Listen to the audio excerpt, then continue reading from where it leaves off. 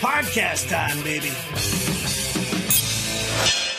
Featuring Sara Berkholtz, Part 2. Hey, everybody, and welcome back to the podcast. This is Michael Midnight. Sorry about that. I'm just trying to move all the notes around that I had from our last conversation with Sara Berkholtz in our Part 1 of this series, Placing Talent. She had a lot of great notes about resumes, what to put, what not to have in your cover letter, and just really trying to make the best possible pitch possible as a candidate. And there's just so many good notes. So that was our Part 1. I'm ready for the Part 2. Okay. All right, here we go. Eye the tiger. Eye the tiger. Okay.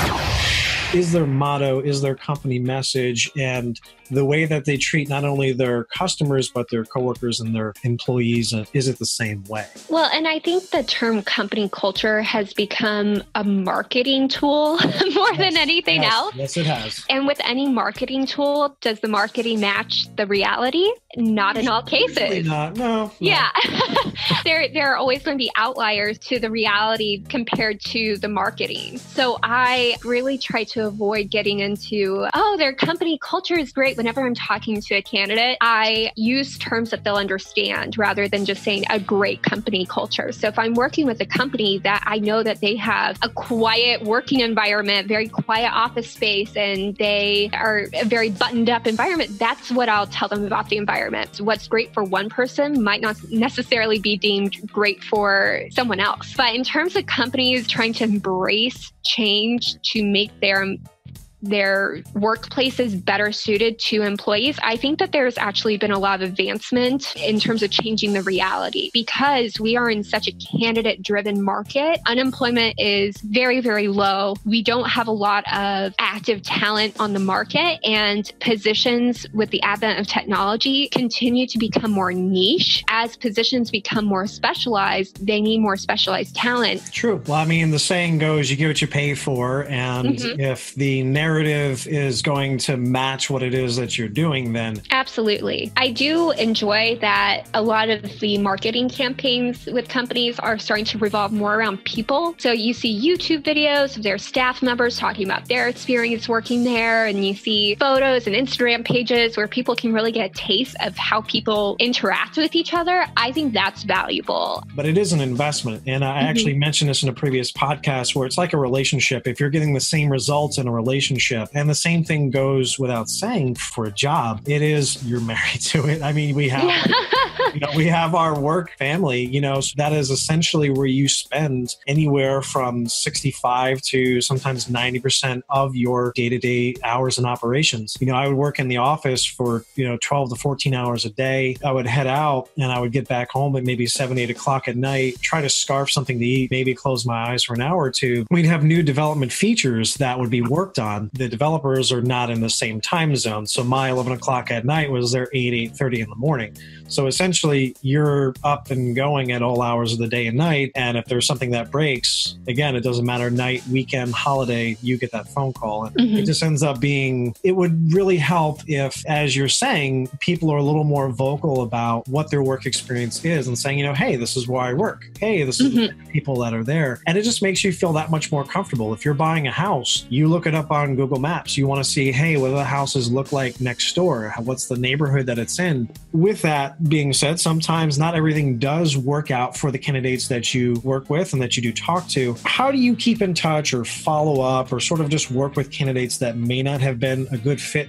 In terms of staying in touch with candidates, I always encourage candidates to have an open line of communication going both ways. So I never want a candidate to feel like, I tell them, call me too, if anything changes with the parameters of your search, what you're wanting and your goals are. I probably interview between 15 to 20 people in any given week. Not all of them will get hired, unfortunately. I'll connect with them on LinkedIn. I'll ask them to stay in touch with me as well. I'll shoot out emails to check in, see how things are going. A recruiter can only do so much though. You can never entrust any one person, no matter how good of a recruiter they are, with 100% of your search effort. You can't have that be the expectation. You will always be setting yourself up for disappointment if you do that. That's the approach that I take. And I'm sure that there are always ways that I could be doing things better. And that's why I asked for feedback pretty consistently from my candidates so I can continue to grow as a professional in the recruitment industry as well. Nobody's going to know you any better than you. And sometimes you may change your mind. You may decide and wake up, hey, you know what, I want to change industries, or maybe I just want to be part-time or contractual instead. Things change. Mm-hmm. Sometimes it's just good to let people know that, hey, I'm listening to you and I hear you. I appreciate what you do and I appreciate you. What I like to actually follow up with, and usually end the podcast with, Sara, is everybody's favorite topic, recruiting horror stories. So also what I like to do is I like to end on a good note. So a horror story and then an awesome story if you do have. Sure. So a horror story over a year ago. I remember the timing because it was just 2 weeks after the inauguration in 2017. And I got this call and this man, he started yelling in my ear. He was like, "Hello, can you find me a job?" And I said, "I'm sorry, sir, but why are you yelling at me? I'm in the metro station and I need you to find me a job." I don't know how specifically I can help you. He's like, "This is all because of Donald Trump. He is the reason why I can't find the job. I've been unemployed for 2 years." And at this point, I'm just interested, like, how did Pray tell. I was like, "Sir, I'm so sorry you're experiencing that. How do you know Donald Trump?" He goes, "I don't. Why would I know Donald Trump? I never worked for him. He's just keeping me from getting a job." I'm like, oh my goodness. I don't know how to respond to this. I was like, "Listen, sir, I hope that you have a lot of success in your career search. I'd recommend, not calling recruiters while you're in the metro station." And I gave him a little bit of advice and wish him well, but I was like, you can't blame people who you don't even know, never worked for your misfortunes in life. But I'll never forget that. "Hello, get me a job," like yelling at me from a metro platform. Yeah, that's the best place to pitch. Well, I think he was confusing it with maybe some of the homeless people. I mean, they have really good marketing pitches. If you've ever been in the New York City subway, "Excuse me, ladies and gentlemen, I'm begging and I just need $1. And what we really need to do is we really need to harness what it is that people feel when they see those people, because immediately you know what they're asking for, you know who they are, and you immediately move away. So, I mean, it's a effective marketing campaign, if you will. It's very cheap. Either that or when, "Hey, everybody, it's showtime," and then you have people almost kicking you in the face on the subway. That's always fun. But I don't think it's the best time to be pitching your candidacy for employment in the metro station. That's not, right, exactly. Probably not great. So that's politics in the first conversation and blaming people that you don't know. It's just not a good vibe to be sending out in your first conversation. So if I have to give any small piece of advice to any candidates listening, please don't call recruiters from the metro platform and yell at them. Well, I mean, if you do, tell a good joke or something. I mean, right.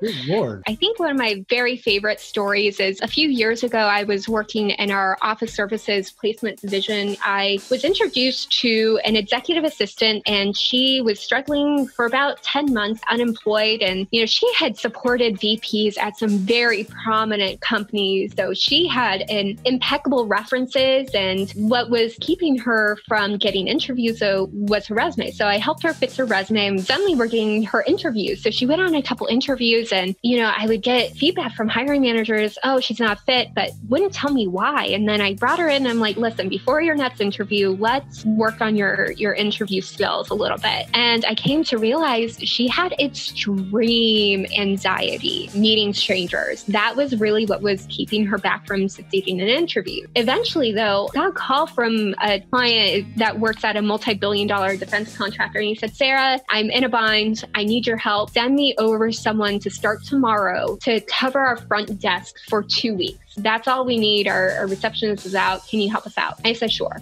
let me call this executive assistant. She mentioned to me, I don't care what the pay rate is. I just need something. I need to feed my kids. I need to keep a roof over our heads. I gave her a call and I said, listen, this pay rate is like a third of what you're accustomed to making, but what you want it, there's no interview involved. She took it and she started and they loved her. They kept her on for 3 months and then she became a permanent employee. And then she got promoted to be executive assistant for a senior VP. And she got like a 60% pay increase. It was awesome. Took a leap of faith, taking a very short contract. And a lot of people who are unemployed, they don't want to take short contracts because variety of factors. They don't want to be in a situation where in 2 weeks they're applying for other jobs again. But you never know what will happen when you get your foot in the door. I had worked with that candidate for so long. You know, my heart was really into getting her a job. I really wanted to see her succeed. I'm happy to say that she's still working at that company and she's loving it there. And that's exactly what I'm talking about, being the mom figure. You're just talking about, it's like, my baby's all grown up.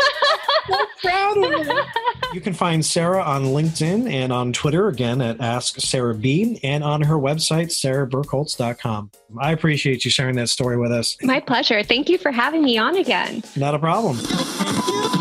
Have your own recruiter candidate story that you want to share with us? If you're listening on YouTube, comment below. If you're listening on iTunes, Google Play, SoundCloud, or your podcast app of choice, feel free to email your experience to go@miketech.tv. You can also find our full conversation of this episode on YouTube at youtube.com/MikeTech Studios. That's MIKTEK Studios. Thanks for checking out this episode, and feel free to like, subscribe, and share our content. And until next time, this is Michael Midnight signing off. Thanks again for checking in.